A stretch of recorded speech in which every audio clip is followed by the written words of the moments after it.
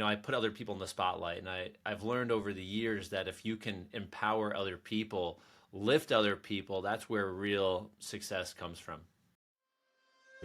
Hello, and welcome to Outer Spaces, a podcast dedicated to empowering designers and contractors in the outdoor living space. Through this show, I hope to create a powerful resource for you, someone who is trying to grow their company but might not have all the tools and processes to do so. On Outer Spaces, we're passionate about breaking the chains of small mindsets and helping contractors just like you take control of their businesses and their lives.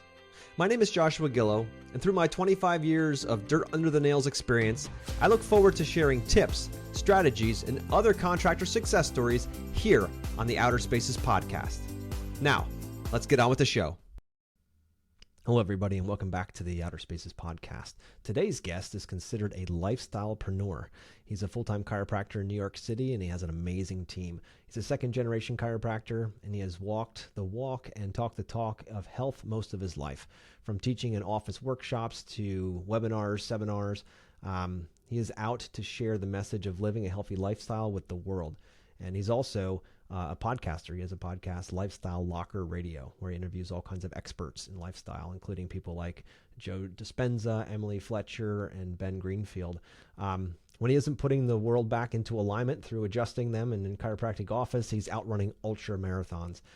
This guy is someone I've known for years, and he's just got an incredible story. And we're going to go deep into what kind of discipline it takes to run a successful life, and how he finds the fire to run these long, long runs, and how that then translates into being an absolute animal when it comes to business. That's what this is all about, because when you can prove to yourself over and over again that you'll do the crappy things, the things that are uncomfortable, the things that hurt and suffer by choice, when it comes to things that go on in business or go on in life, they bounce off to you like you have some kind of a force field on. It's incredible. It's something I've learned along my journey, and I want to share this experience with you. This is an amazing recording, and Josh just dropped so many incredible little nuggets about how he gets motivated and gets focused, and how his discipline is in order to run these incredibly long runs, which are sometimes over 24 hours long.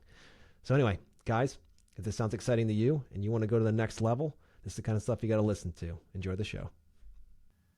Okay, Josh, so today I'm super excited to have you on the podcast, because I know I've known you passively for many years now through the chiropractic world, because my wife's a chiropractor, you're a chiropractor. So, and what I've always been amazed by is your ability to endure. And what I mean by that is I've seen you do ultra races, I've seen you run on broken things, and just I shake my head and I'm like, what is in this guy that he can continue to keep doing these crazy things? Like, what drives a man to do those things?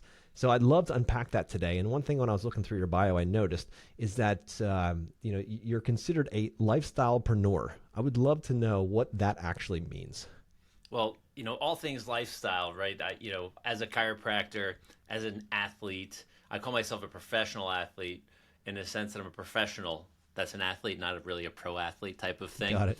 Right? But so I've connected doing my own podcast for many years with so many great companies, products, services that I actually start to utilize, and then I become affiliated with these people, so I don't have to really house or have these things in my practice or in my podcast studio where I am now. Yeah. I can actually point people to those directions, which will generate revenue business-wise, but it also, I put other people in the spotlight, and I've learned over the years that if you can empower other people, lift other people, that's where real success comes from. I love that. And how did you learn that? I mean, that's a trait that not many know. So how did you learn that? That's a great question. I grew up, my father's a chiropractor. I grew up as a parent that was an entrepreneur. Yeah. So, I got to see him become very successful. We got to take great trips and vacations as a family, where I got to see other kids, like go away. They go away in the summer. They go away, on a long weekend, on a holiday weekend. Yeah. So I paid attention a lot, maybe subconsciously in the beginning years. And I realized that if you can keep a team, like our team in our chiropractic practice, the person that's been there the longest is 40 years. Wow. Just to give you an idea. So if you can have longevity, there's some secret sauce that's not really said, but if you can keep people elevated, then ultimately it'll circle right back to you. I love that. I love it. And it's so Yeah. true. And that's what I've learned along my journey as well. And, when it becomes about the team and not just about yourself, then funny enough, they don't want to leave. Yeah. They actually hang around longer and they start putting in even more because they want to see the mission succeed, because it's not about just the leader. It's Yeah. about the mission. It becomes something that's completely transcends what you're doing. And that is so powerful to see the lights come on and you're like, whoa, Yeah. this is like you get to watch them unlock their true God-given potential. It is so beautiful to see. And as leaders, Great. one of the first things we need to do is get the hell out of the way.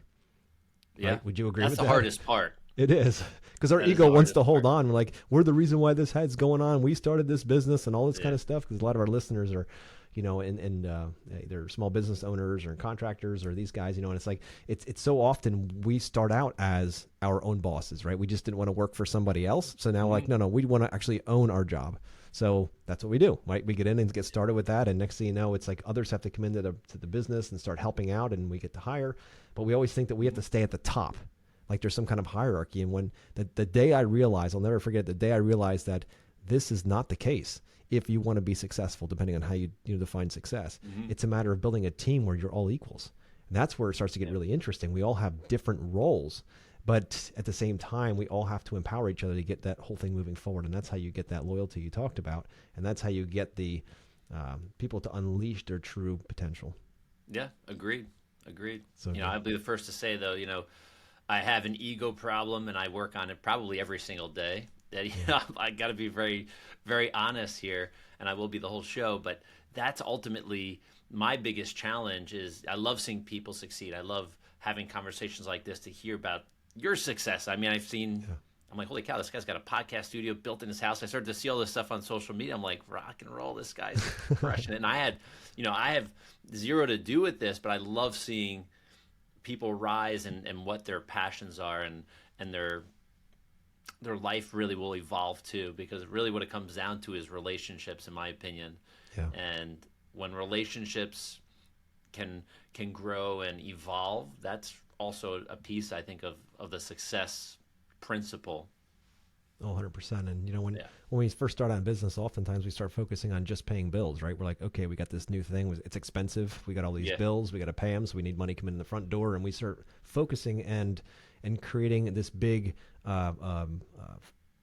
focus on money, right? Because we need the money, right? So it's constantly that. The problem is oftentimes in business, we don't ever change our focus, right? Because money is the lowest form of currency, right? Relationships are the highest form. So when that transition happens, hopefully it happens, that you listeners out there, where you go from focusing on money to focusing on how can I empower, how can I create more relationships, more symbiotic connections, more win-win scenarios. Because when you do that, then it changes the entire game. But if you get stuck in the money realm and you never leave there, it'll never give you joy or fulfillment. It'll always need more. And when you get into relationships, it's a whole different level. So I'm glad you've realized that, because that is just such a powerful lesson that takes, it took me way too long to realize, and others never realize it, which I'm hoping they do through this podcast. Oh yeah, I agree. Cool. Well, I appreciate it, man. So I've been watching your track and I've been seeing you've been running some ultras. So first of all, tell us what an ultra is and why the heck would you sign up for something like that? It's insane, dude. It's like 50 or 100 miles. That's nuts. Yeah. So I'll give you the short version, because we could be here for the whole hour-long conversation right away. Yeah. So an ultra is a marathon that is over 26.2 miles.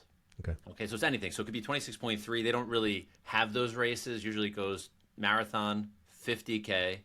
I'm starting to see some 40Ks in, but 50K, 50 mile, 100 mile, and then way beyond. I haven't gone the way beyond. I've attempted the way beyond, but I haven't gotten there yet. I'll say the big word is yet. I love it. And I got started with these events. I'll say this, I wasn't really a runner. Right? I did things like CrossFit back in, we'll say 2014 when I started. Before that, I would like dilly-dab with running like a 5K, maybe a 10K, maybe. I did a triathlon sprint, which is a 1 hour long event. So nothing really that would really push me beyond my limits. And when I was 37, and I think this was 2017, I decided I want to run a marathon before I'm 40. I said, well, let me do something. So I registered for this race. It was called the North Face Endurance Challenge. It was in upstate New York in a place called Bear Mountain. And I'm like, you know what? This is cool. It's a trail. I don't want to run on a street. I figured that'd be boring. And long story short, as we're looking, after I registered and picked up my bib and all of these different things, my wife and I are looking at the website and going, the hardest trail marathon in the U.S. I'm like, oh, or the Northeast, or whatever it was. I'm like, my wife goes, of course you picked the hardest one. I go, well, if I finish, Yeah. I finish, and that's my goal. I don't care how long it takes me. Yeah. And during this event, I mean, it was really gnarly. It was really cool. Uh, it was Cinco de Mayo 2017. I remember the weather like it was yesterday. Should be 60s, should be like as they call it, perfect weather for a distance run. And it was 40 degrees. There was a nor'easter. It rained 3 inches during the marathon. I came out pre-hypothermic, but I'm like, I'm not wearing a jacket. I'm not wearing it. No way, I'll be hot. No, I frozen. I finished, which was the goal. But I had like sausage fingers. My wife had to take my socks off. I couldn't do anything. They give you a beer at the end. I'm trying to hold it with my forearms and my elbows to drink it because I couldn't use my hands. And I've said this so many times at different shows. She's like, well, now that you've done it, you're done, right? I go, I think I could do more. And she's like, oh, I know what this. She knows what that meant. Like, she knows that if I figure something I like, I'm just going to go all in. There's no in between ground. But when we were showing up for the race, before, I guess the start before was a 50 mile and a 50K. So we saw people running already. I'm like, oh my God, that's crazy. Like, who in the world would ever want to do anything like that? Yeah. And then, after that event, and then long story short, 50K next year, then very shortly after that, 50 mile. And I will tell you one of my inspirations for the big runs. This may sound crazy and cliche now because most people have heard of this guy's name. I listened to, and I don't remember how I got it. I don't remember, maybe because I saw a military guy on the cover. I got David Goggins' book, Can't Hurt Me, in 2019. Yep. I think I listened to it 6 times before I actually did my first 100-mile attempt. Wow. And I guess the biggest difference between motivation, inspiration. Motivation is something you need to constantly push yourself towards, like a shower. Like, you got to do it every single day. Inspiration is something that actually pulls you. Yeah. So I got so inspired that nothing was going to stop me. And then we can keep going. But I've done multiple ultra distance events. I've done multiple ultra distance. Well, can't call them events. I've done on my own. A friend asked me on a Tuesday, hey, listen, on Friday or Saturday, I'm running a 50-mile virtual race. This was when everything was shut down. I said, he's like, you want to do it? I go, sure.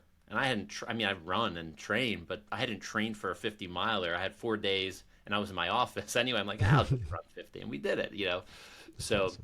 It's become this crazy thing that when you do hard things and I hate the word suffer, but I think it's a great word. When you suffer with others that are doing this really hard thing, that's why I think firemen and police officers have brothers, right? Or tribes, right? Yes. That they belong to, because they're doing hard stuff. And, I bond with all of these people, and it just makes the journey so much more fun. And you can't really picture it. I'm like 6'1"-ish. Right now I'm about 200 pounds. But when I'm racing these ultras, sometimes I'm like 178 pounds. But you'll see guys that are 5 foot, 250 pounds. You'll see people that are my height, 135 pounds. It doesn't make a difference. It's a tribe that gets people together to do really hard things, which is so awesome. That is so interesting. I love that. And, when it comes to these things, it is so much a mental discipline. I'd love to get a sense of how you went from, maybe a 5K or a 10K here or there, or getting the mental discipline. I know Goggins can fire just about anybody up. I get that, right? Yeah. I've listened to his book a bunch of times myself. Yeah. But, where did you find that fire? Where did you create that discipline? Because this isn't something you just pick up and go with. This is something that you build toward. So how did you develop that discipline and find that fire? Well, I remember when I decided to go for an ultra, I just started to look around, like watch certain videos on ultra marathoners, and like this thing called the Badwater 135, which is that desert run through Death Valley in July. And I started to watch these videos and listen to the athletes talk. And then I found myself to this trainer, this running coach, if you will, talking on YouTube. And it may have been like a 3 or 4 or 5 minute thing. And he goes, most trainers will tell you got to have this plan where you just do, 5K here and this, and you have long days and short days. And he said you need to run on tired legs, you need to run on tired feet, you need to be able to run all the time regardless of weather, temperature, anything. There's becomes no excuse. So I go, that makes so much sense. I was a skiing athlete as a young kid, and I knew that if I wanted to be a better athlete, I had to just put in work.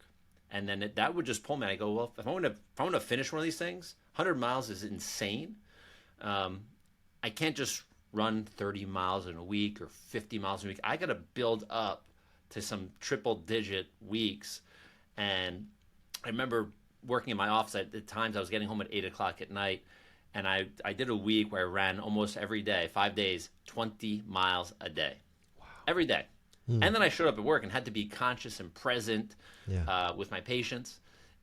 So like once like there was a little switch. I can't tell you exactly what happened. It went, and I said, I'm in. I'm 100% in. Nothing will stop me. But I had to have a conversation also with my wife, because with ultra running, it's a time game, right? So it meant me like, hey, I'm going to have dinner with you. We'll sit down.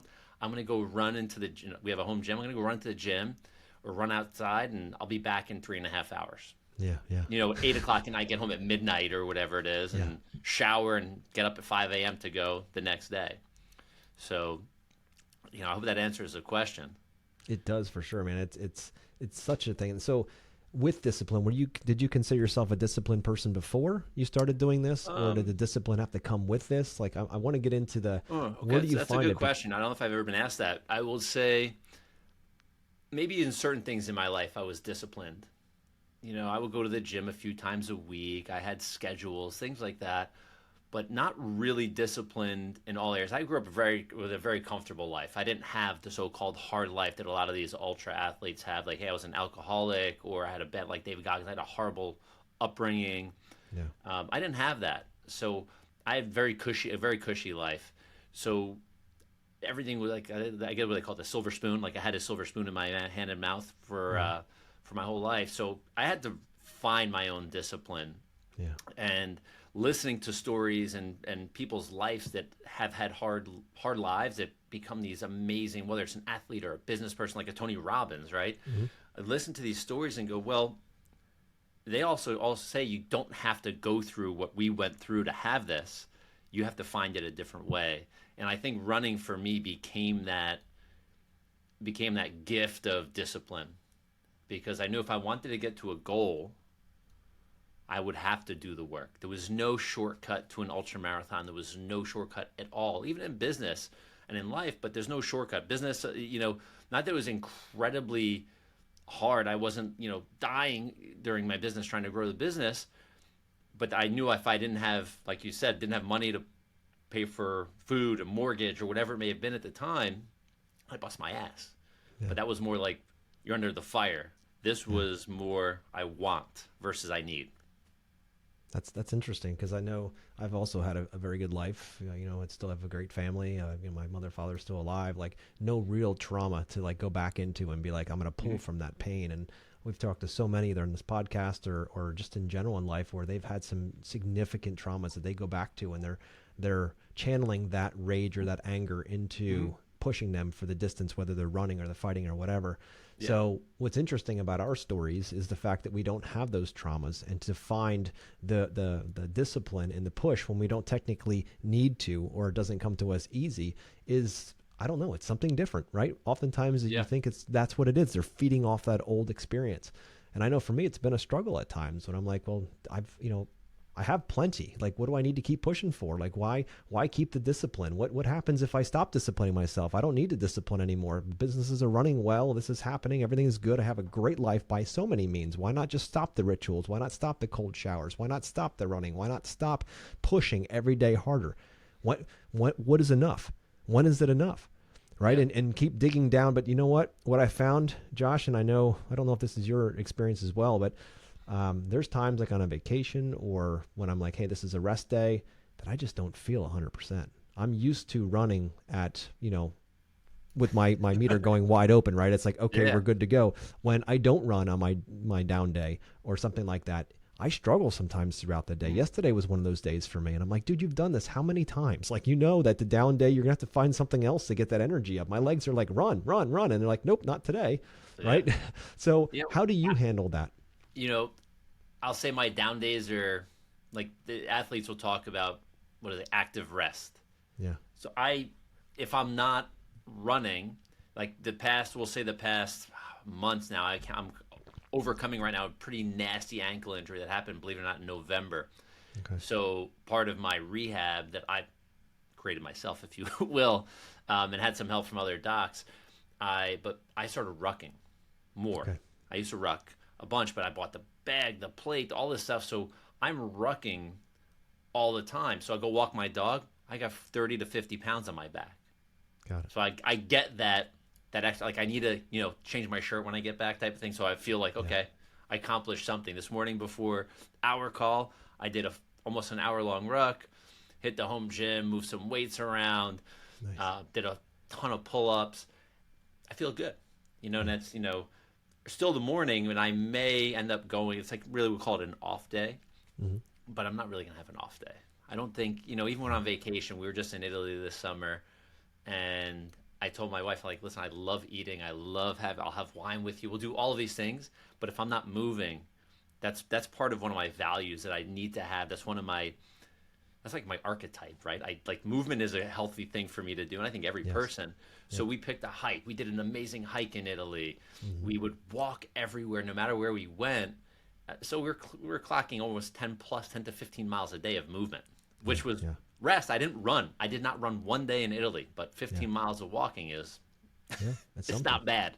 Yeah. No, I love that because it's so true. Because when you stop, when you're like, hey, you know what? I work hard. Like the saboteurs come up in our mind. You're like, guess what? You work so hard. You just ran all week. Why don't you take a day down? Why don't you just sit down and tomorrow you can pick it back up again? And you know what? You know deep down that was the wrong decision. And sometimes we fall prey to them, right? And we're like, you know what? Nope, tomorrow. So today I got up and I'm like, all right, I typically do a 5K in the morning. And I'm like, you know what? We're doing a 10K today. And if you start talking, we're going to go up more hills. Just try it. See what happens, right? And I know some of the listeners might think we're crazy, but we have a choice in whether we listen to those negative voices in our head or whether we don't. We got to call them out for what they are. They're bullshit. And as soon as they start getting loud, I'd like to push against them and say, okay, if you think we're going to go back to the house now because we got our, let's say 5K in, and I look up a hill, and they're like, you can go back to the house. I'm like, you said it. We're going up the hill, right?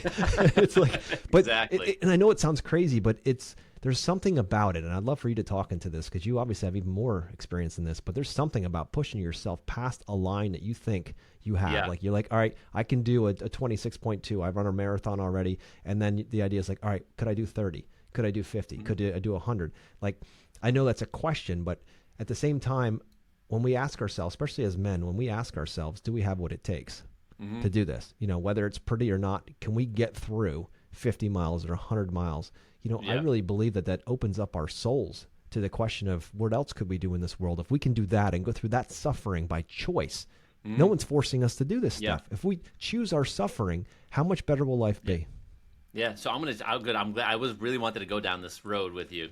Awesome. And I'm gonna try to cut it short, but there's two main things. But I'll start with this: the biggest way to change your physiology, which is the inside workings of the body, which you ultimately need to change your psychology, right? So we need to have these two things change, but the psychology is the hardest part.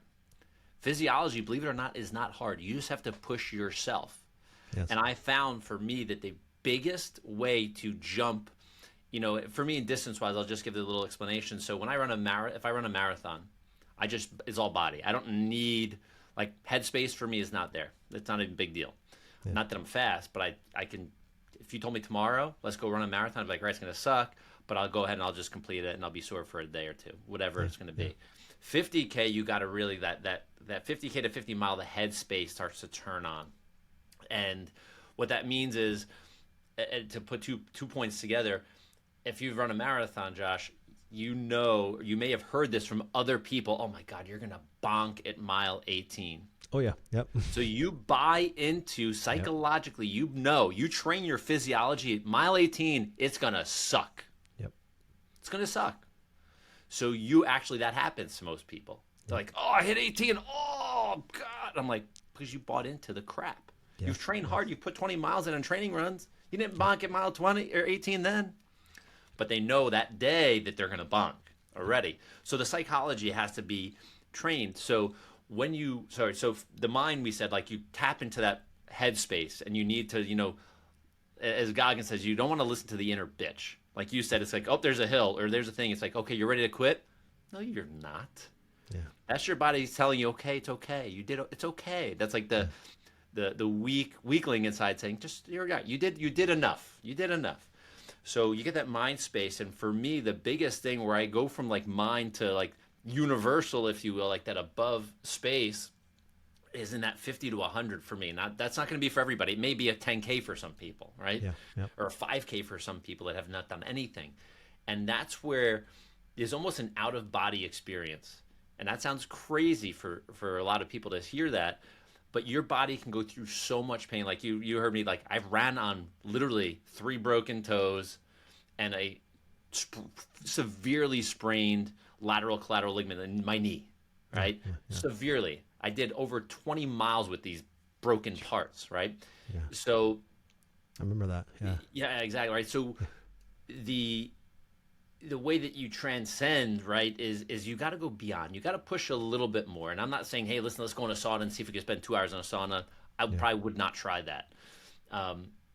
But, you know, when you're taking your own body and moving it, your physiology automatically starts to change. Yeah. When that physiology starts to change, it talks to this. And then when you tell this, I run you, you don't run me, right? The headspace, for those of you not watching, for the headspace, when your mind says no, you go, all right, I'm going up that hill. Or I'm going to go a little bit more. What's going to happen? And that little pain, that ache, that discomfort that's telling your weak mind to slow down will turn the other way around and go, holy crap, you did it. Keep freaking going. And then you're going to hit that same wall again at some point, right? You're going to hit it. You know, during my last big 100 that I did, for me, it was at mile 83 that I texted my wife and said, I want to quit. I want to die. This is horrible. I've never ran this far in my life, type of thing. And to my wife's credit, she's a rock star when it comes to this, because she knows my headspace.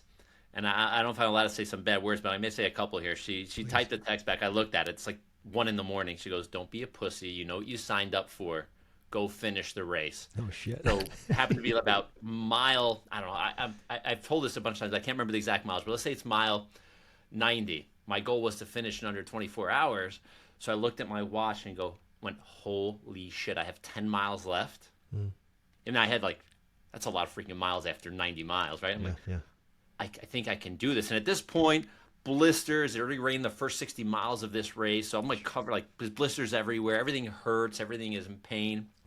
I just put my head down and, run, walk. And I finished in 22 hours and 37 minutes. So nice. I crushed my goal by a massive amount of time. And it just took that little, having someone in your corner that can just say, just freaking do it. Don't be such a whatever insert word, right? Yeah. And for me, that headspace pivot is huge. And I think anybody can have that. And the easiest way is to push your body, because these things are meant to move. They're not meant to sit on the couch eating potato chips. 100%, dude. Yeah, I couldn't agree more. I remember many times running where I'm like, oh, I feel a side stitch coming on. My knee hurts. My foot hurts. Something's happening. And in the past, I would have given up at that point. I would have stopped and be like, all right, I don't want to hurt myself. We're good. But you know what?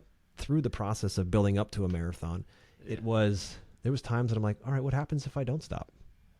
Right? What happens if I just push through it? What happens? I didn't know. So I kept pushing. Then that side stitch disappeared. Next thing you know, maybe the knee popped up. Okay, what happens if I run another 3 or 4 or 5 miles on that and see what happens? Next thing you know, it disappears. And pretty soon, your feet hurt, your body hurts, whatever. You start disconnecting from that.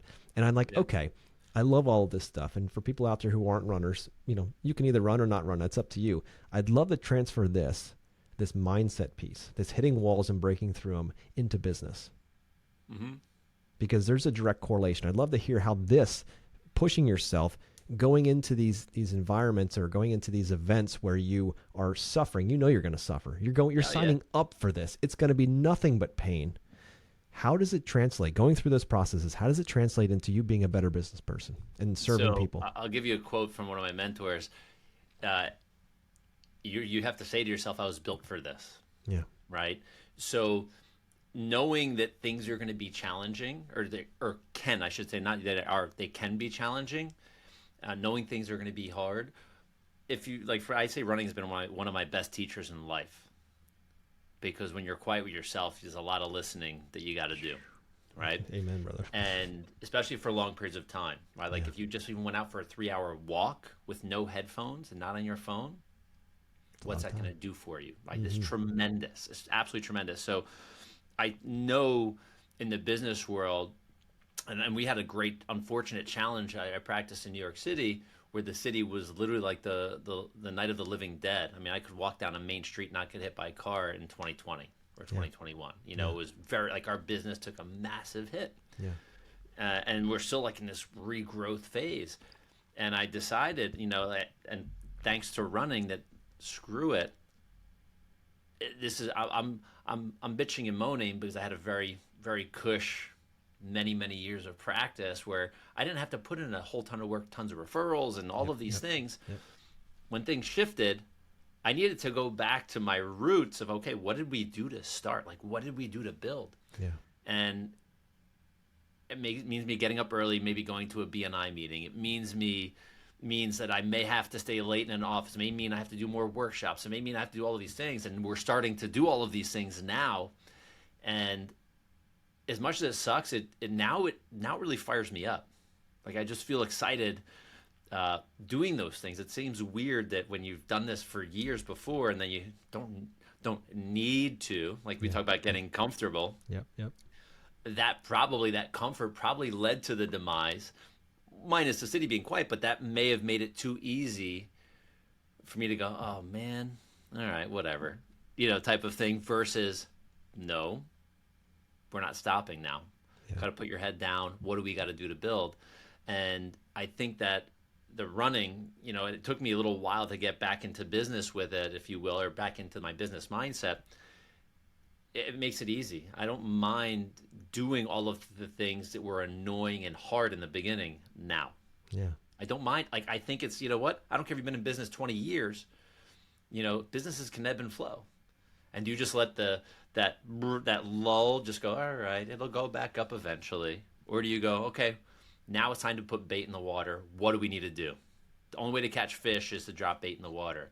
And in the chiropractic profession is bringing people into the practice, exposing them to, you know, what we do. And it could be in any business, whatever it's a customer, a client, a patient. Like, what bait do you have to use?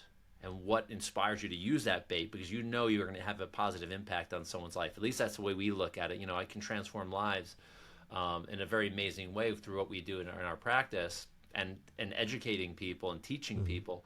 So now I'm fired up more than ever. And the cool thing when this starts to happen, and you probably know this yourself, is when you're putting all of this stuff out, in the beginning, it's like, man, it's not working. It's not working. I'm freaking frustrated now. But the universe knows what you're doing. Now other opportunities are starting to show up in practice, in the profession for me, that I was not even looking for. It wasn't on my radar, which is really cool. So it's okay. The universe knows you're doing the work. And it's like, all right, here, look at this opportunity. And if you're like, nope, I want to go that way instead. But this opportunity is tremendous, which will have an impact on the main thing you're going for. So I think that's really where I want to go with it. So the running has taught me that you can push through the crap. You just got to look, you know, when you're going for a marathon or a 50K, 100 mile, you don't go, finish mile 1, I got 99 left. This is horrible. No, you look to mile 2. Look to mile 3. You have to look those steps at a time. You know where you want to go, but if you start focusing on, like, oh my God, I got 70 more, I got 60 more, whatever it is, that's very mentally defeating.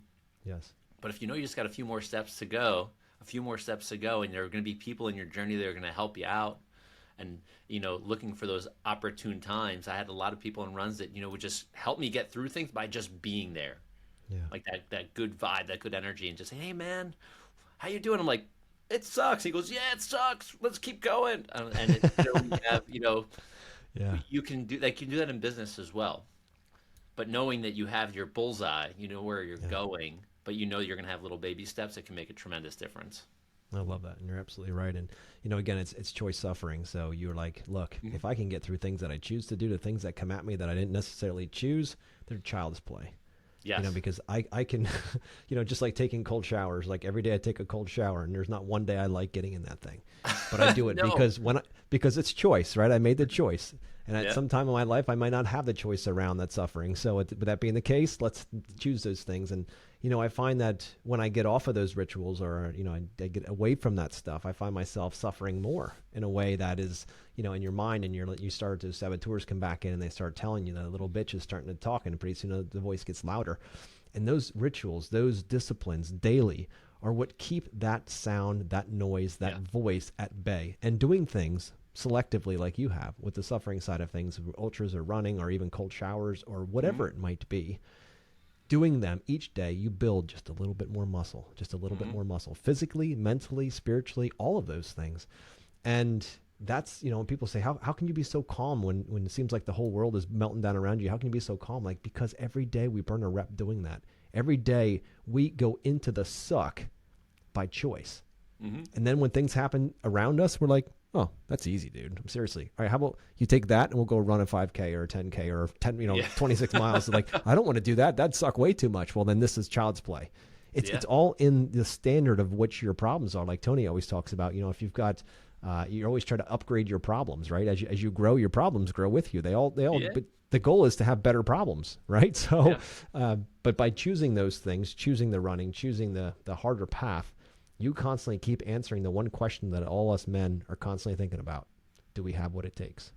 Yeah. Right? Do we have what it takes? We all do. And exactly, but proving it to yourself all the time by doing the stuff that sucks is a way that each day you can check that box and be like, I do. Yeah. I do. I do. And then when the hard stuff comes, it bounces off you like you have some kind of force field around you. It's insane. Yeah. Have you found that to be true? 100%. 100%. And I go through different phases with this. I have my hard routines that I do my best. I'm going to say I do my best. I probably complete them 99.9% of the time. And sometimes my morning routine can be long. Good, bad, or different. That's just me personally. And nobody needs to have what I have. But, I got to a point where I was meditating. I don't remember how many years I did straight. But then when, I'm like, oh, I'm adding reading. I'm adding more of this stuff and journaling. Certain things started to teeter. Now I'm on this huge phase of every morning it's, I drink, it's 25 and a half ounces of water straight up right out of the gate. I go read like a couple pages in a book. I sit down and I journal, then I have coffee. But I had more. Used to meditate, used to have I would take a cold shower or a bathtub, but at 5 a.m., when I jumped into a cold shower, my wife's not awake yet. I don't want to interfere with her. I want my bride to be happy, right? So I'm like, a cold shower I can do another time a day, which is not a problem. But I started maybe I'm not going to meditate as long because it takes about 30 minutes of my time. Then I got the journal and I got this, and now I got to be up at 4:30. So I think people need to choose what they value most and then measure how that value of what you're doing impacts your day. Yeah. And, I had this thought yesterday, actually, speaking about meditation, I said, how do I add this back into my morning? What would be the best strategy for me that I'm going to get, the mental calmness, the stuff that works for me with meditation, that connectedness, but I don't want to miss the things that I'm starting to love doing, like just putting pen to paper.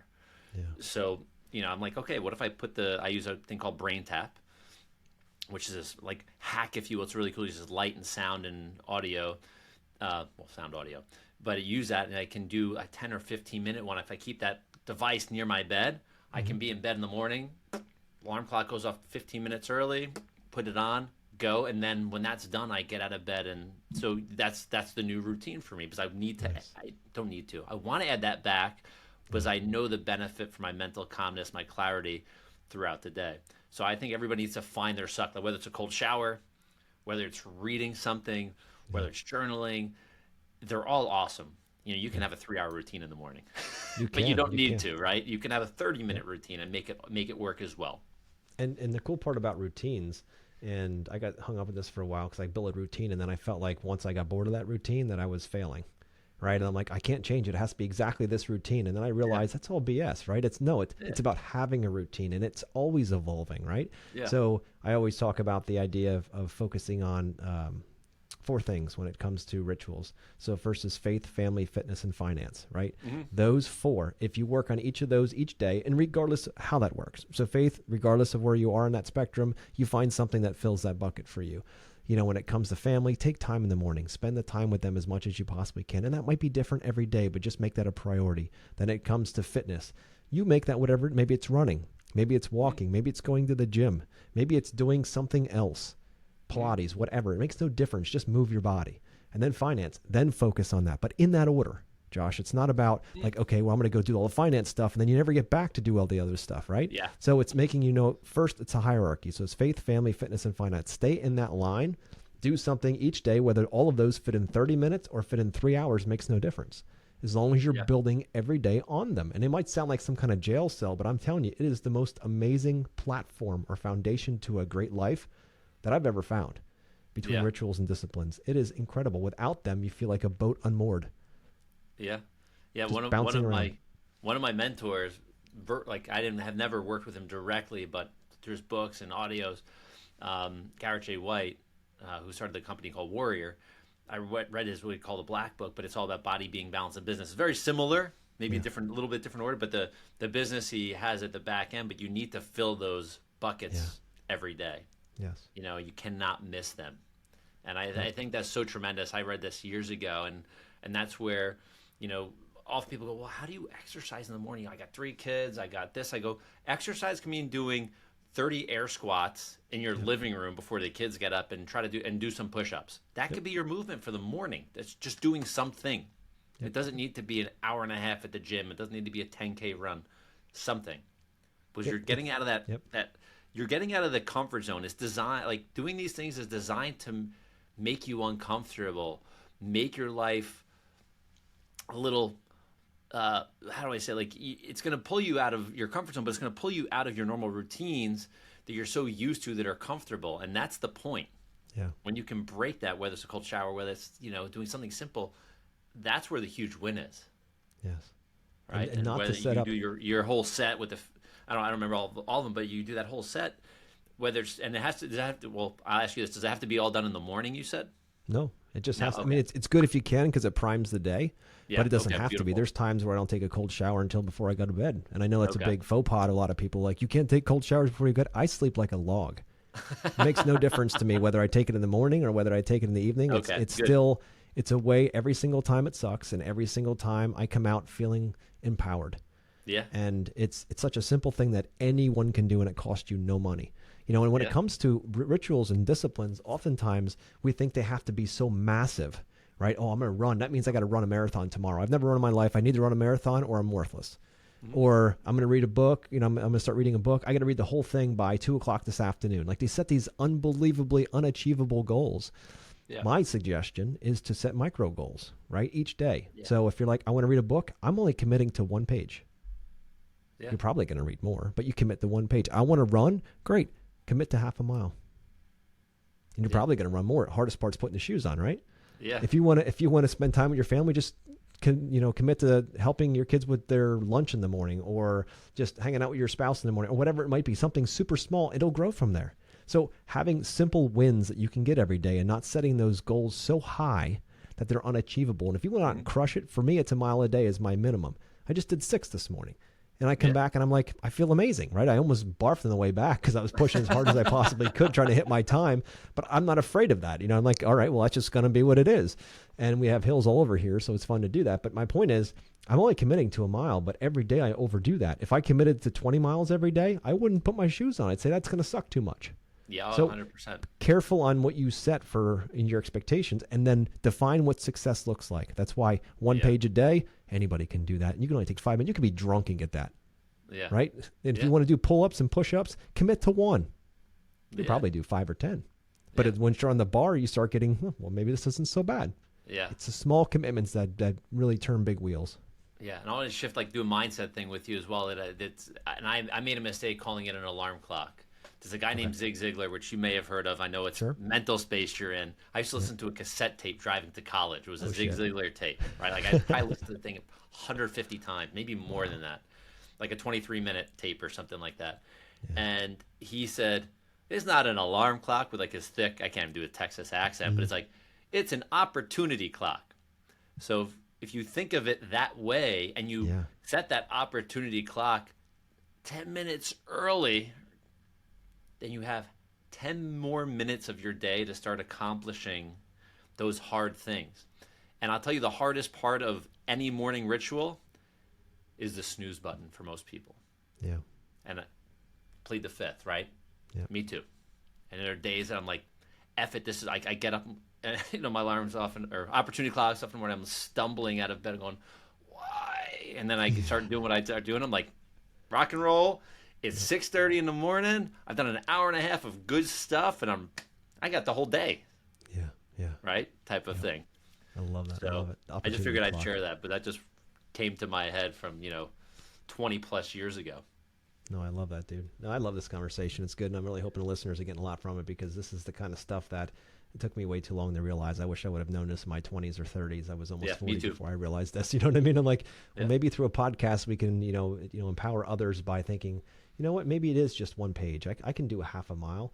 I can spend a little bit more time with family and people that I'm close to. I can focus business last instead of business first, and start to fill your own buckets. Because if you don't go in there full, you can't serve at a full level.